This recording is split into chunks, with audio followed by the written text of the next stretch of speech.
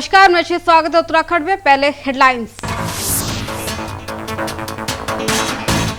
दीपक को बनाए गए धारदाम से किया गया प्रहार का बहुमत बनते ही दीपक ने कहा, राहुल गांधी ने लगाए गले, उत्तराखंड में नहीं गलेगी कांग्रेस की दाल।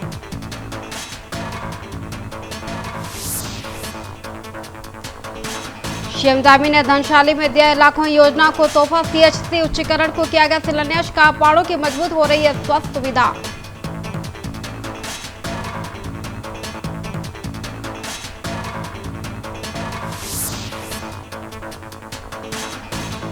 सीएम धामी ने पीड़त में किया गया नयार वली का एडवेंचर ऑफ फेस्टिवल का शुभारंभ, मंच से गिनाई गई सरकार की उपलब्धियां, कहा घर घर पहुंचाई जा रही है सरकार की योजनाएं।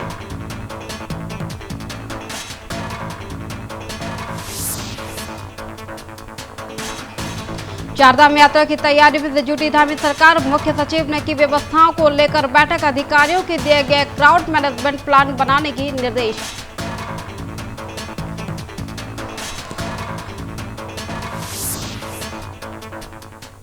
खबरें विस्तार से। सीएम धामी ने एक बार फिर से राहुल गांधी के निशाने पे साधा है। सीएम धामी ने कोटवारा बाबा दुकान के विवाद में जिक्र किया। उन्होंने कहा कि जब कोई अपने नाम के आगे मोहम्मद लगाता तो कांग्रेस के युवराज उन्हें मिलने के लिए अपने ही महल्ले बुला लेते हैं। इसके बाद भी अपने समर्थकों के ऐसे लोग जो इफ्तिहार पार्टी के आयोजन भी करवाते हैं, लेकिन ये वो दीपक था जब राहुल गांधी के उन्होंने मिलने को बुलाया। जैसे ही नाम के आगे मोहम्मद लगाया गया, इफ्तिहार पार्टी के लिए बुलाया लाया गया। सीएम धामी ने राहुल गांधी पर हमला बोलते हुए कहा कि कितने ही 3 तलाक की पीड़ित और महिला को मुलाकात की है। सीएम धामी ने कहा कि मुस्लिम बहनों के 3 तलाक के कानून के लिए पीएम मोदी की धन्यवाद देते हैं कि सीएम धामी के कहा देवभूमि उत्तराखंड की बच्चा बच्चा राष्ट्रवाद की भावना के साथ बड़ा होता है। उत्तराखंड के अंदर कांग्रेस की दाल गलने वाली नहीं है। कोटद्वार की घटना है भाइयों बहनों। अब कोई अपने आगे नाम के आगे कुछ भी लगा ले, हमें क्या लेना देना है। अब वो अपने नाम के आगे मोहम्मद लगा लेता है तो उन्हें कांग्रेस पार्टी के युवराज अपने महल में बुलाते हैं और समर्थकों से ऐसे लोगों के इफ्तार पार्टियों का आयोजन करते हैं भाइयों। कल मुझे भी टेलीविजन वाले पूछ रहे थे, मैंने कहा भाई वो दीपक था तब तक आपने नहीं बुलाया उनको। जैसे ही उसने अपने नाम के आगे मोहम्मद लगाया, उसको इफ्तार पार्टी के लिए बुला लिया। अब वही बताएं, कांग्रेस के युवराज बताएं। मुख्यमंत्री पुष्कर सिंह धामी टिहरी घनसेला के क्षेत्र में प्राथमिक स्वास्थ्य केंद्र के पिलखी सामुदायिक स्वास्थ्य केंद्र के उच्चीकरण और उपलक्ष्य की आयोजित शिलान्यास भूमि पूजन कार्यक्रम शिरकत की। करीब 4-12-10 लाख रुपए के विभिन्न विकास योजना के लोकार्पण भी किया। शिलान्यास किया गया। इस दौरान मुख्यमंत्री पुष्कर सिंह धामी के हनुमान गदा भट्ट के सम्मानित किया गया। साथ ही अस्पताल के लिए भूमि और दान करने की कृष्ण गरोला और उनके परिवार के लिए सम्मानित भी किया गया। कार्यक्रम के विद्यालयों के छात्र छात्राओं की मनमोहक सांस्कृतिक एवं बड़े प्रस्तुतियों के दी गई। सीएम धामी ने कहा कि जिन योजनाओं के शिलान्यास हो चुका है उनका काम रोकना नहीं चाहिए, उनका जल्द से जल्द लोकार्पण सुनिश्चित किया जाएगा। सरकार के पहाड़ों, सड़कें, स्वास्थ्य, शिक्षा, मूलभूत सुविधाओं की प्राथमिकता रही। उन्होंने कहा कि इच्छा की शक्ति तो संसाधनों में कभी भी देर किया जा सकता है।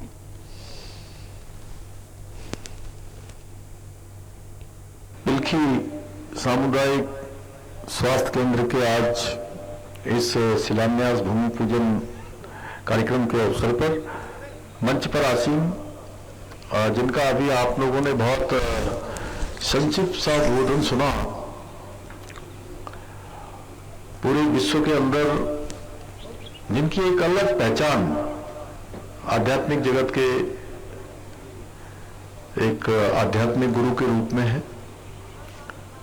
उत्तराखंड सरकार में अनेक विभागों के मंत्री हैं आदरणीय सतपाल महाराज जी, और जिनके प्रयासों से ये आज पिलखी में सामुदायिक स्वास्थ्य केंद्र का ये भूमि पूजन हुआ है। पुष्कर सिंह धामी ने पीड़ा की नयार वाले एडवेंचर फेस्टिवल 2026 के शुभारंभ किए गए। इस मौके पे उन्होंने कहा कि फेस्टिवल से जरिए पीड़ा जनपद के प्राकृतिक सौंदर्य, सांस्कृतिक विरासत का साहसिकता पर्यटन में नई पहचान मिलेगी। मुख्यमंत्री ने कहा कि राज्य सरकार की पहाड़ी क्षेत्रों में समग्र विकास के लगातार काम करे और विकास के अंतिम छोर और पहुंचाने के उनकी संकल्प है। सीएम ने बताया कि श्रीनगर के 650 करोड़ रुपए की लागत से नेशनल और इंस्टीट्यूट ऑफ द टेक्नोलॉजी का निर्माण भी कार्य जारी है, जबकि खाद और नदी प्रदूषण के मुक्त बनाने के लिए 135 करोड़ के रुपए की लागत आधुनिक सीवरेज और ट्रीटमेंट की प्लान भी किया जा रहा है। मुख्यमंत्री ने कहा कि सरकार भी किसी वर्ग के विशेष लक्ष्य नहीं बनाती, बल्कि भावी पीढ़ी सुरक्षित उत्तराखंड को देना उसका उद्देश्य। देवभूमि और देव के प्रदेश की डेमोग्राफिक के लिए रक्षा के लिए कई कानून बनाए गए। साथ ही जन जन की सरकार के जन जन के द्वारा कार्यक्रम के तहत लोगों की घर घर की योजना का लाभ पहुँचाने जा रही है।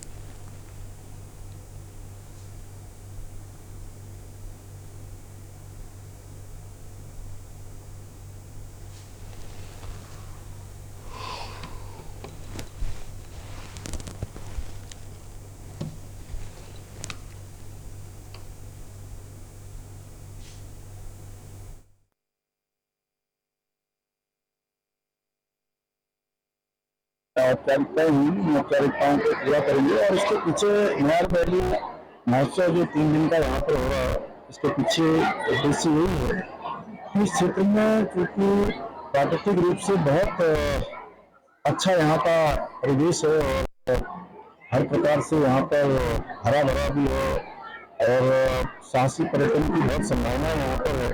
इस पूरे क्षेत्र में इस प्रकार के महोत्सव होने से इस क्षेत्र के विकास को, यहाँ की आदमी हमारे नौजवानों सभी को आगे बढ़ने का, रोजगार करने का, स्वरोजगार करने का अवसर मिलेगा।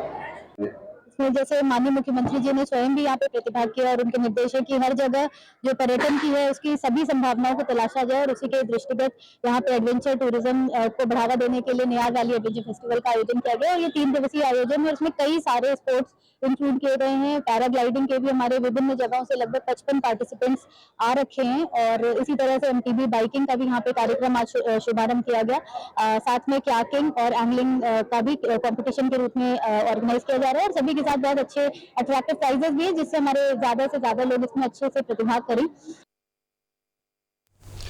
देहरादून के मुख्य सचिव आनंद भदन की अध्यक्षता में 4 धाम यात्रा 2026 की तैयारियों को लेकर उच्च स्तरीय समीक्षा बैठक आयोजित की गई है। बैठक में यात्रा सुरक्षित, सुगम और गतिशील के व्यवस्था को बनाने के लिए भी विभागों की समय से कार्य योजना की काम करना निर्देश दिए गए। केदारनाथ बद्रीनाथ के रूट में स्वास्थ्य सेवाओं की पूरी तरह कार्यशीला रखने के लिए और निर्वोध बिजली और आपूर्ति सुनिश्चित करने के लिए कहा गया है। यात्रा के मार्ग, ट्रैफिक जाम और आपात स्थिति की सूचना व्हाइट स्टॉप के अलर्ट भी जारी किए जाएंगे ताकि पहुंचाने के निर्देश किए गए। आपदा स्थिति में मात्र रोकने की संबंध और निर्णय स्थान की निर्धारण की जिम्मेदारी आयुक्त गढ़वाला मंडल की सौंपी गई है। मार्ग के धारा मशीनों की संसाधन अग्रिम तैनाती तथा एड्स और शॉपिंग कराने कहा गया, लेकिन पशुधन पंजीकरण के उपचार की व्यवस्था सुनिश्चित करने के निर्देश भी दिए गए हैं। प्रमुख स्थलों के क्यूआर कोड के स्पष्ट और साइनेज लगाने की विशेष एसओपी जारी करने के लिए जारी दिया गया। जिलाधिकारी के संस्थानीय स्तर के बेहतर समन्वय, सुदृढ़ क्राउड मैनेजमेंट के प्लान तैयारी करने को निर्देश दिए गए हैं।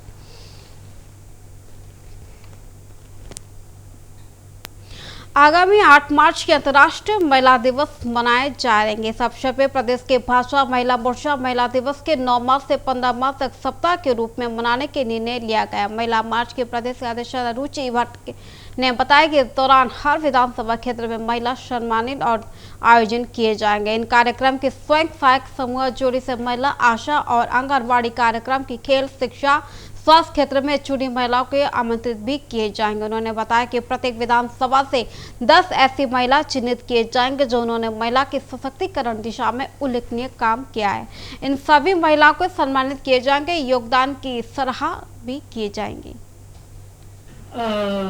हम लोग अंतर्राष्ट्रीय महिला दिवस 8 मार्च को मनाते हैं, लेकिन भारतीय जनता पार्टी महिला मोर्चा उत्तराखंड ने सोचा है कि हम क्यों ना इसे एक सप्ताह के रूप में मनाएं और 9 तारीख से 15 तारीख तक के बीच हम लोग हर विधानसभा में एक सम्मेलन कर रहे हैं, जिसमें हम महिलाओं को इनवाइट करेंगे जो कि हमारी एसएचजी वर्कर्स हैं, हमारी आशा और आंगनबाड़ी कार्यकर्ती हैं, और हमारे की वोटर्स हैं जिसमें हो सकता है हमारे सांस्कृतिक से जुड़ी हुई लोग बहनें हों, या हमारे स्पोर्ट्स से जुड़ी हुई बहनें हों, या लेक्चरर्स हैं, डॉक्टर्स हैं, मतलब एक की वोटर्स के रूप में, तो इन सबको हम इनवाइट कर रहे हैं।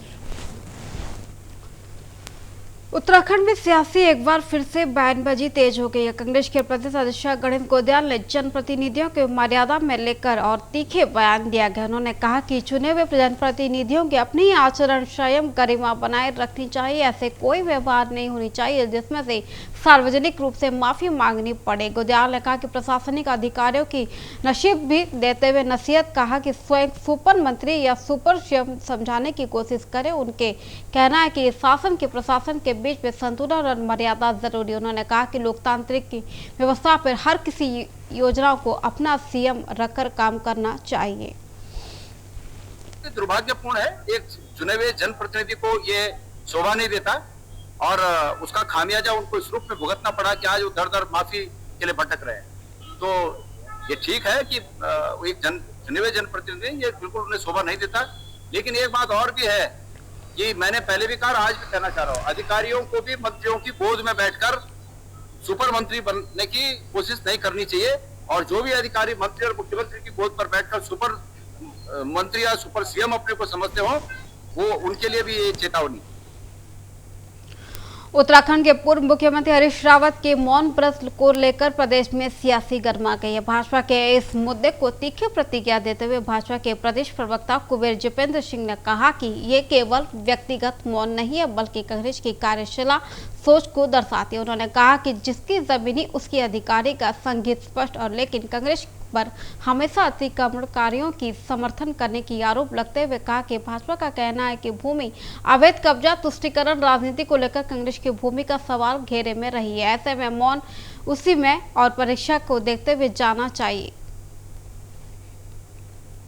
हरीश रावत जी का नहीं है ये मौन व्रत, कांग्रेस का मौन व्रत है। और आपने बता ही दिया कि जिसकी जमीन उसका अधिकार।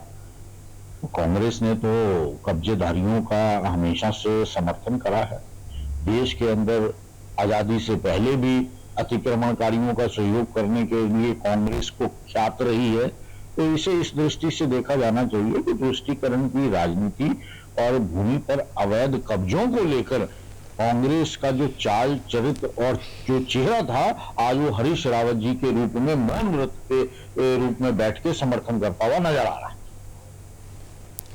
होली के पावन अवसर पर देहरादून के स्थिति कांग्रेस भवन में होली मिलने का समारोह आयोजन किया गया। कार्यक्रम में कांग्रेस के प्रदेश अध्यक्ष गणेश गोंदियाल के साथ वरिष्ठ नेताओं कार्यकर्ता एक दूसरे को गुलाल लगाकर होली की शुभकामनाएं देते हुए इस मौके पर नेताओं के प्रदेशवासियों के रंगों को इस पर्व में बधाई देते हुए कहा कि होली आपसी प्रेम, सौहार्द और भाईचारा के प्रतीक है। उन्होंने कहा कि ये त्योहार समाज की एकता सुदृढ़ और मजबूत कराने के संदेश देता है। कांग्रेस नेताओं की कमान की ये होली ये पर्व सभी जीवन सुख शांति समृद्धि को लेकर एक ही साथ ही अपील की कि सभी लोग इस पर्व में हर्ष और उल्लास के साथ आपस में भाईचारा के साथ मनाए जाए।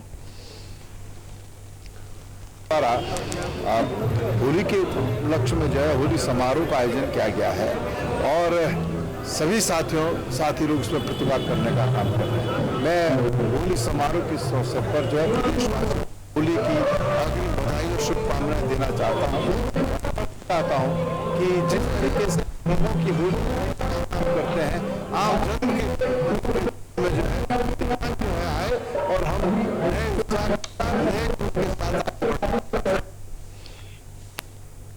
जनगणना 2027 के इस बार पहली बार पूरी तरह डिजिटल के माध्यम से आयोजित किया जा रहा है, जिसको लेकर देहरादून में जिला प्रशासन तैयारी तेज कर दी। इसके क्रम में विशेष प्रशिक्षण को कार्यक्रम के आयोजित किया जाएगा। प्रशिक्षण के जनगणना अधिकारी के चार्ज अधिकारी, सहायक चार्ज अधिकारी, तकनीकी सहायक से सेंसस को क्लर्क शामिल हुए हैं। कार्यक्रम के दौरान प्रतिभागियों की नई डिजिटल प्रणाली की मोबाइल के एप्लीकेशन से आयोग को विस्तृत जानकारी दी गई है। साथ ही डिजिटल डेटा संकल्प संचालन और प्रविष्ट डेटा और गोपनीय और जुड़े से पहलुओं को प्रशिक्षण और दिया गया है। विशेषज्ञ की पारदर्शिता से समयबद्ध से क्रियान्वयन पर विशेष जारी दिया गया है। प्रशासन के लक्ष्य जनगणना की प्रक्रिया को भी आधुनिक और तकनीकी माध्यम से अधिक स्टॉक और प्रभावी बनाए जाएंगे।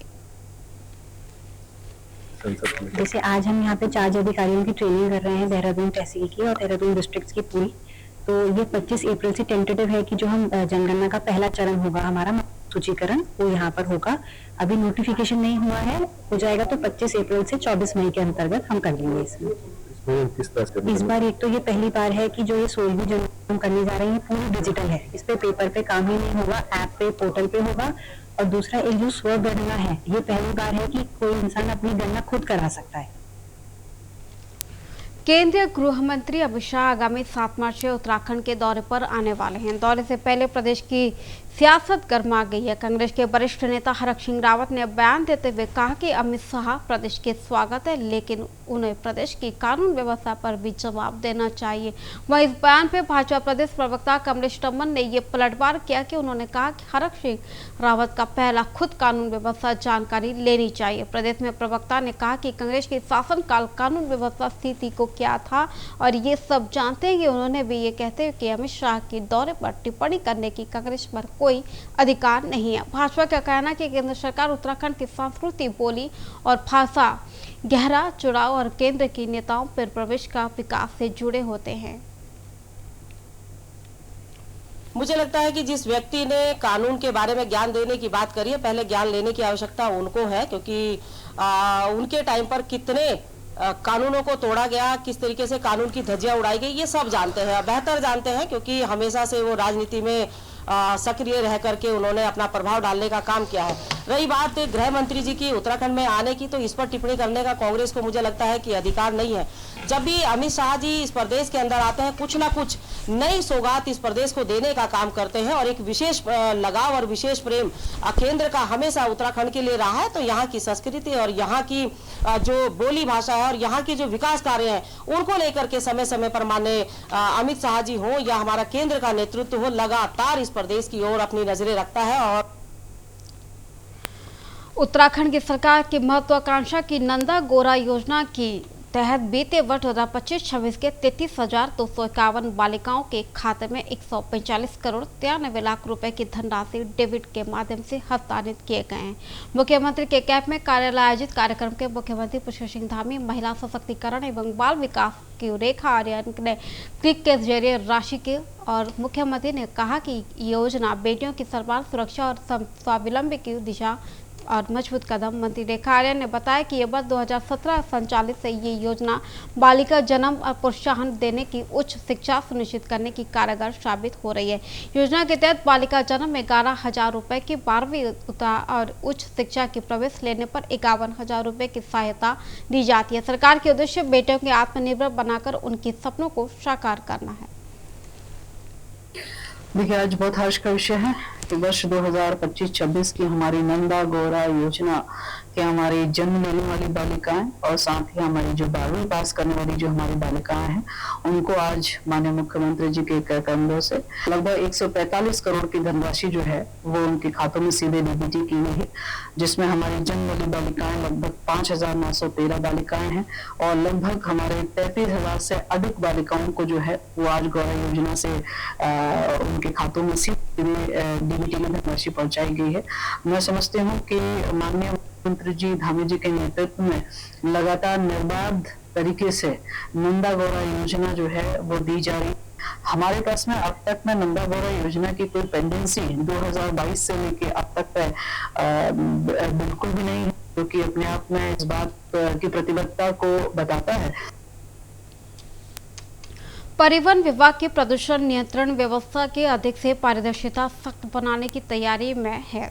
संभागीय परिवहन अधिकारियों की जानकारी दी कि पॉल्यूशन मॉड्यूल 2.0 की जल्द ही लॉन्च किया जाएगा। इसके शुरुआती पहली चरण में देहरादून की ऋषिकेश काशीपुर में किए गए नए मॉडल और वाहनों के पॉल्यूशन टेस्ट के दौरान रियल टाइम और फोटो के करीब 10 सेकंड के लाइव वीडियो रिकॉर्ड किया जाएगा। पूरी प्रक्रिया सिस्टम के तुरंत अपडेट होगा, जिसमें से फर्जी पॉल्यूशन सर्टिफिकेट पर रोक लगेगी। विभाग का कहना है कि इस मशीनों से संचालन जवाबदेही भी तय होगी। पहले ही 3 शहरों के लागू बनने में बाद इस पूरे प्रदेश में लागू किए जाएंगे। एक हमारा जो पोल्यूशन का जो मॉड्यूल है उस 2.0 कल से हम उसको लॉन्च कर रहे हैं देहरादून, ऋषिकेश और काशीपुर में। इसमें बहुत सारी चीज़ें अमेंड की गई हैं, जैसे कि उसका रियल टाइम पे फ़ोटो खींचेगा और रियल टाइम पे 10 सेकंड की एक वीडियो होगी जो गाड़ी की उसी समय मौजूद जब सेंटर पॉल्यूशन करवाने जाएंगे तब उसमें, ताकि ये इंश्योर हो जाए कि गाड़ी गई है। क्योंकि अभी शिकायतें ये आती थी कि कई बार किसी में गाड़ी नहीं गई और फोटो से देख के या ऐसे कुछ 1-2 केसेस आए हैं। हल्द्वानी के काठगोदाम क्षेत्र में 15 वर्षीय नाबालिग लड़की को गैंगरेप के मामले में शर्मानाए के पूरे मामले के पुलिस के दोनों आरोपियों की गिरफ्तार करते हुए कार भी बरामद की है, जिसमें से सामूहिक दुष्कर्म घटना अंजाम दिया गया। सीओ की हल्द्वानी अमित शाह कुमारी ने सेरा में बताया कि मामला 24 फरवरी को और शाम के जहां काठगोदाम की कोतवाला क्षेत्र निवासी 15 वर्षीय किशोरी घर के सामने लेने वाले दुकान पर गई थी। इस दौरान पास के रहने वाले 2 युवक किशोरी को बहला फुसला कर के कार में बैठा के ले गए। हड़खाना रोड के लिए गए, जहां जंगली किनारे के दुकान के कार में ही किशोरी के साथ बारी दुष्कर्म किया गया। घटना के बाद दोनों युवक की किशोरी के साथ घर पे छोड़ा गया। पुलिस पूरे मामले के आरोपियों के खिलाफ और पोक्सो एक्ट के तहत मुकदमा दर्ज कराया गया। गिरफ्तार किया गया। पकड़े गए दोनों आरोपियों की कोर्ट में पेशी किया गया, जहां कोर्ट ने दोनों आरोपियों को जेल में भेजा गया। बताया जा रहा है कि दोनों आरोपी अल्मोड़ा जनपद में ध्यान रहने वाले हैं। काठगोदाम क्षेत्र में एक सूचना मिली थी जिसमें एक नाबालिग बच्ची के साथ 2 लड़के मोहित और प्रदीप जो उनके पड़ोस में किराए पर रहते थे, टैक्सी चलाते थे, लड़की को बहला फुसला के और नशे का सेवन करा के उसके साथ गैंगरेप का मामला प्रकाश में आया था। उसमें तत्काल अभियुक्त पंजीकृत कर लिया गया है और अभियुक्तों की गिरफ्तारी करके माननीय न्यायालय के समक्ष वन ग्रामों के राजस्व ग्राम घोषित करने के लिए मांग को लेकर पूर्व मुख्यमंत्री हरीश रावत के इंडिया गठबंधन के साथ धरना प्रदर्शन किया गया। सरकार के 30 अप्रैल तक समय सीमा दी है। इस मुद्दे पर सियासत तेज हो गई है। वन मंत्री सुबोध उनियाल का हरीश रावत के निशाना साधते हुए कहा कि व्यक्ति 3 साल तक प्रदेश में मुख्यमंत्री रहा, लेकिन वो अब तक जनता के गुमराह करने के प्रयास कर रहा है। उन्होंने कहा कि जनता समझना चाहिए कि इस तरह के आंदोलन केवल राजनीतिक लाभ के लिए किया जा रहा है। वन मंत्री का कहना है कि राज्य सरकार के इस विषय पर गंभीरता को काम से कर रही है, समाधान को निकालने के प्रयास जारी। उन्होंने भरोसा दिलाया कि सरकार जनता में हित के उचित रास्ता तलाश रही है। दुर्भाग्य इस राज का कि यहाँ राजनीतिक लोग किस तरह जनता की आंखों में धूल देने लगा। जो व्यक्ति 3 वर्ष से ज्यादा मंत्री रहा हो और मुख्यमंत्री रहते हुए जो डिस्ट्रिक्ट का समस्या निकाल पाया हो, केवल राजनीतिक फायदा लेने के लिए जनता को भ्रमित करने का प्रयास तो निंदनीय है। और इस तरह की हरकतों में मजबूती करना चाहिए, क्योंकि सत्ताएं तो आपके जाती है। आप आखिर जनता को हम क्यों सकते हैं? हम भी घोषित कर रहे हैं कि तमाम जो हमारे ऐसे इलाके हैं जहाँ पर बच्चों के काबिल है और जो फॉरेस्ट लाइट एक्ट के प्रावधान में जो नहीं हो पा रहा है, ऐसे लोगों के लिए क्या मतलब बनाया जाए, इसके लिए तरीका क्योंकि उसको डिफॉरेस्ट करने के लिए आगामी विधानसभा बजट सत्र को 9 मार्च से भरोड़ीशहर में शुरू होने जा रहे हैं, जिसको लेकर प्रशासन की तैयारियां तेज कर दी है। जिला अधिकारी गौरव कुमार ने पुलिस से अधीक्षक सुरजीत सिंह पवार ने कर्ण और प्रयाग से भरोड़ीशहर विधानसभा परिसर तक संयुक्त संचालन और निरीक्षण किया गया। विधानसभा के परिसर में संबंधित विभाग के साथ बैठक करके व्यवस्थाओं की विस्तृत समीक्षा भी की गई। अधिकारियों की जिम्मेदारी की सौंपे गए स्तर के दौरान बैरिकेडिंग और पार्किंग, पेयजल सफाई, मेडिकल सुविधा, स्ट्रीट लाइट और हेलीपैड जैसे एटीएम, विद्युत, भोजन और आवास की व्यवस्थाओं को समय दुरुस्त करने के निर्देश दिए गए हैं। सुरक्षा को लेकर सीसीटीवी नेटवर्क और कनेक्टिविटी, अतिरिक्त संचार साधना व्यवस्था को सुनिश्चित करने कहा गया है। संबंधित प्रदर्शन को देखते हुए पुलिस बल की पर्याप्त तैनाती और सत्यापन में अभियान भी निर्देश दिए गए हैं।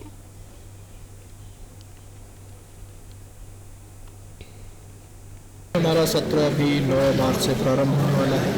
इसके लिए हमारी बैठकें पहले हो चुकी हैं, नोडल अधिकारी अपॉइंट किए जा चुके हैं। आज इसकी व्यवस्थाओं को जांचने के लिए कि सभी विभागों ने क्या क्या कंप्लाइंस की है इसकी समझ और सभी हमारे अधिकारीगण समन्वयक आज यहाँ पर उपस्थित हैं। काफ़ी काम किए जा चुके हैं, कुछ काम अभी प्रगति पर हैं, तो सभी को निर्देशित किया गया है कि समय से काम पूरा कर लें। उत्तराखंड के पूर्व मुख्यमंत्री हरीश रावत ने भाजपा के विधायक दिलीप रावत के बयान पर तीखा कटाक्ष किया। हरीश रावत ने कहा कि उत्तराखंड के लगभग 60% हिस्सा ठंड और पर्वतीय क्षेत्र में जाता है। ऐसे यदि जनप्रतिनिधियों के अपने ही क्षेत्र में जाने पर ठंड लगती है तो वो अपने लिए अलग और निर्धारित कर ले, अन्यथा जनता के लिए क्षेत्र में तय कर देगी। तो उन्होंने गैरसैंण के विधानसभा भवन निर्माण उठाएंगे सवाल को लेकर भी प्रतिक्रिया दी हरीश रावत की मुख्यमंत्री के विजय बहुगुण और कैबिनेट मंत्री सतपाल महाराज के पर भी तंज कसते हुए कहा कि गैरसैंण को लेकर श्रेय लेने वाले नेताओं पहले ही अपने दल के भीतर चर्चा करनी चाहिए। गौरतलब है कि विधायक दिलीप रावत की गैरसैंण के विधानसभा भवन को लोकेशन की गलत बताते हुए और ऑक्सीजन की कमी और अधिक ठंड मुद्दे पर उठाया है। प्रशिक्षण अभियान भारतीय जनता पार्टी में बहुत महत्वपूर्ण एक अभियान है जो लगातार हमारे कार्यकर्ताओं में जो नए कार्यकर्ता भी आते हैं, कई दूसरी पार्टी से भी आए हैं, कुछ युवा है, नए लोग पार्टी ज्वाइन करते हैं। विश्व की सबसे बड़ी पार्टी, लेकिन आखिरकार राजनीति आप क्यों कर रहे हैं, किस विचारधारा के लिए आप राजनीति कर रहे हैं, कौन सा राष्ट्र प्रेम की वजह से, राष्ट्रवादी विचार की वजह से हम राजनीति में हैं, पॉलिटिक्स में हैं, क्या बदलाव हमें करना है, व्यक्ति का निर्माण कैसे करना है और व्यक्ति निर्माण से राष्ट्र का निर्माण कैसे करना है। ये बहुत सारे आइडियोलॉजिकल हमारे पास ऐसे मुद्दे हैं जिनको लेकर हम प्रशिक्षण कार्यकर्ताओं का करते हैं। ये थी आज की बड़ी खबरें। फिर मिलते हैं एक नई बुलेटिन के साथ, तब तक के लिए नमस्कार।